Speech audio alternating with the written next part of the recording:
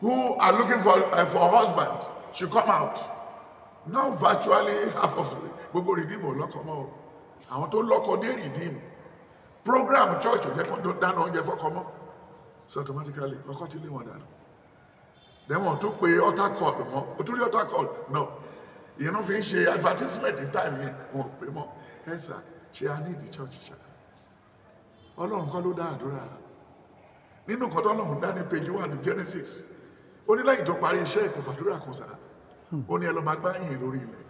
Ilẹ̀ tó ti ń tíìl tó ti ń dáko, wàá bá góòlù lábẹ́, wàá bá diamond lábẹ́, wàá bá bitumen lábẹ́, wàá bá everything lábẹ́. So automatically, èrè tiẹ̀ ni.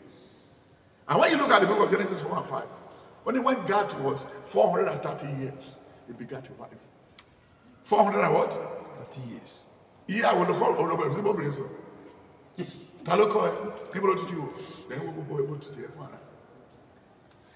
Then your mellow lot of a year, bold, a coto amuko. I to be 32. I should marry to care on you more. Let me settle down. Let me around has a body pastor. Adeboye can go sit slowly long away.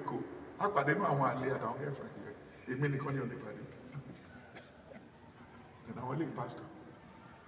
Our shared pastor. Our community pastor. Our Abiara pastor.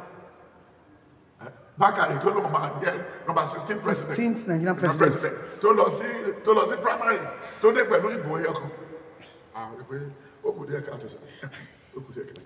Any problem?